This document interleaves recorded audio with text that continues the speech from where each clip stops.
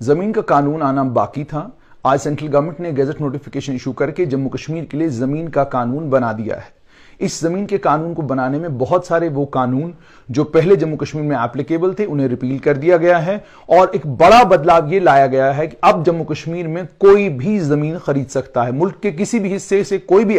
شخص اگر جموں کشمیر میں زمین لینا چاہے تو اس کے لیے کوئی کنڈیشنز نہیں ہیں, کوئی کلازز نہیں ہیں. پہلے سٹیٹ سبجیکٹ کا ہونا بہت زیادہ ضروری تھا, لیکن سٹیٹ سبجیکٹ آپ جانتے ہیں آرٹیکل 35A کے تحت ختم ہو گیا تھا. اس کے بعد ڈومیسائل آیا تھا, اور بہت بڑی تعداد میں بزرگوں نے, جموں کشمیر کے رہنے والے لوگوں نے ڈومیسائل بنانا شروع کر دیا تھا, اور ذہنوں میں یہ تھا کہ شاید ڈومیسائل کا یہ جو قانون ہے کل زمین کی خرید و فروخت کے لیے, پراپرٹی کی خرید و فروخت کے لیے, باقی لینڈ زمین کے مسئلوں کو لے کر شاید یہ ڈومیسائل کام آئے گا. لیکن ڈومیسائل کسی کام نہیں آنے والا, کیونکہ ڈومیسائل کی قدغن, ڈومیسائل کی کنڈیشن جو ہے وہ نئے لینڈ کے قانونوں میں نہیں لگائی گئی ہے. نان ایگریکلچرل لینڈ آپ کسی کو بھی بیچ سکتے ہیں, کوئی بھی آدمی نان ایگریکلچرل لینڈ جموں کشمیر میں خرید سکتا ہے. ایگریکلچرل لینڈ کے لیے یا اتنا کر دیا گیا ہے کہ ایگریکلچرل لینڈ صرف ایگریکلچرسٹ کو ہی ملے گی. اور ایگریکلچرسٹ کے لیے بھی جب میں نے معلوم کرنے کی کوشش کی کہ یہ کون سا ایگریکلچرسٹ ہے, کون سا کسان ہے, کیا آپ جموں کشمیر کے کسان کی بات کر رہے ہیں یا کسی بھی دیش کے کسی بھی کونے سے کوئی بھی کسان آ کر جو ہے وہ یہاں پر ایگریکلچر کی زمین خرید سکتا ہے. تو مجھے یہ بتایا گیا کہ ایگریکلچرسٹ کون ہوگا,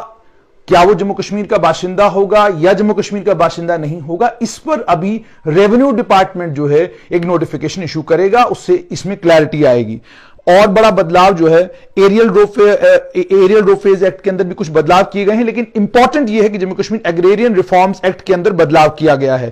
اس میں سیکشن 28A ہے, اس میں یہ کہا گیا ہے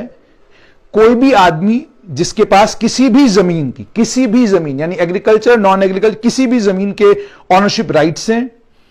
اسے یہ حق نہیں ہوگا کہ وہ اس لینڈ کو, اس رائٹس کو کسی بھی دوسرے شخص کو ٹرانسفر کر سکے سوائے گورنمنٹ کے یا اس کی ایجنسیز کے یا انسٹرومنٹالٹیز کے. اچھا, اس میں کسی بھی شخص کو یہ سیکشن پروہیبٹ نہیں کرے گا کہ وہ لینڈ کی اونرشپ ٹرانسفر کرے 15 سال کے بعد جب سے اس کو اس لینڈ کا مالک بنایا گیا ہے. لیز بھی اس لینڈ کی under Jammu Kashmir land revenue act سموٹ 1996 ایکٹ نمبر 12 سموٹ 1996 کے تحت لیز کر سکتا ہے. وہ کانٹریکٹ فارمنگ کے لیے لینڈ ریونیو ایکٹ کے تحت انٹر کر سکتا ہے, اور ٹرانسفر کر سکتا ہے مارٹگیج کے طور پر لون لینے کے لیے, اپنی زمین کو ٹھیک ٹھاک کرنے کے لیے وہ اس لینڈ کو ٹرانسفر کر سکتا ہے. لیکن صاف طور پہ یہ کہہ دیا گیا, جیسے میں نے آپ کو کہا ایگریرین ریفارمز کا جہاں تک تعلق ہے, ایگریرین ریفارمز میں ایگریکلچرل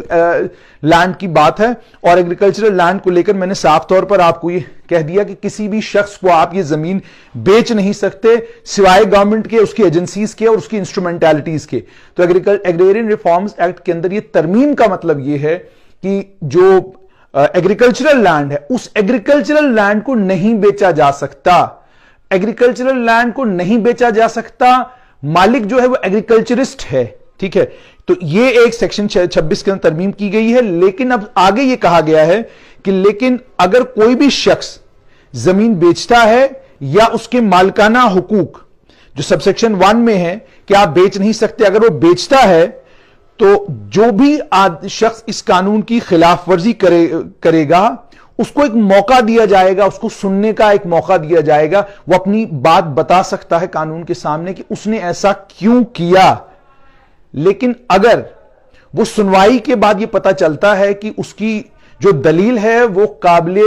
یقین نہیں ہے, تو وہ ساری کی ساری زمین جو ہے اسے چھین لی جائے گی, اور یہ حق ریونیو افسر کو, تحصیلدار کو ہوگا کہ وہ اس ایگریکلچرل لینڈ کو اس سے لے کر سٹیٹ کے حوالے وہ لینڈ ہو جائے گی. یعنی اگر کوئی بھی ایگریکلچرسٹ اپنی لینڈ کو ایگریرین ریفارمز ایکٹ کی کانٹروینشن, اس کے بالکل الٹ میں بیچ دیتا ہے, تو اس کے بعد اس کو ایک موقع دیا جائے گا کہ اپنی بات رکھنے کا, اور اگر وہ اپنی بات رکھتا ہے اور سٹیٹ اس سے کنونس نہیں ہوتی تو تحصیلدار کے لیول تک کے آفیسر کے پاس یہ طاقت ہے کہ وہ اس سے وہ زمین چھین کر وہ سٹیٹ لینڈ ہو جائے گی. Jammu Kashmir alienation of land act کو ریپیل کر دیا گیا ہے. Big landed estates abolition act, یہ وہ قانون جس قانون کے تحت لینڈ ٹو دا ٹلر کیا گیا تھا, اس قانون کو بھی ریپیل کر دیا گیا ہے. کامن لینڈز ریگولیشن ایکٹ 1956 کو بھی ریپیل کر دیا گیا ہے. कंसोलिडेशन ऑफ होल्डिंग्स एक्ट को भी रिपील कर दिया गया है। जम्मू कश्मीर डेवलपमेंट एक्ट के अंदर तरमीम की गई है। इंडस्ट्रियल डेवलपमेंट कॉरपोरेशन एक्ट जो है उसे और ज्यादा ब्रॉड बेस्ड बनाया गया है और इंडस्ट्रियल डेवलपमेंट कॉरपोरेशन एक्ट के तहत क्या कुछ और चीजें की गई हैं वो भी आप तक जरूर स्ट्रेट लाइन के माध्यम से पहुंचाएंगे, लेकिन फिलहाल सिर्फ मामला कानून का। Flood plain Jones regulation and development act को भी खत्म कर दिया गया है। Jammu Kashmir land grants act, Jammu Kashmir land grant act में सेक्शन 1, 2, 4 के अंदर तरमीम की गई है। 4 में जो तरमीम की गई है उसमें सबसे इंपॉर्टेंट तरमीम यह की गई है कि सरकार नोटिफाई करेगी कॉम्पिटेंट अथॉरिटीज को ताकि वो लैंड की लीज दे सकें। Jammu Kashmir land improvement schemes act को भी रिपील कर दिया गया है। लैंड रेवेन्यू एक्ट में भी तरमीम की गई है। लैंड रेवेन्यू एक्ट में जो सबसे इंपॉर्टेंट तरमीम है वो है सेक्शन 5A, उसमें इंसर्ट किया गया है कि board of revenue union territory of Jammu Kashmir में बनाया जाएगा जिसमें FC रेवेन्यू होंगे और सेक्रेटरी लेवल के 2 और ऑफिसर्स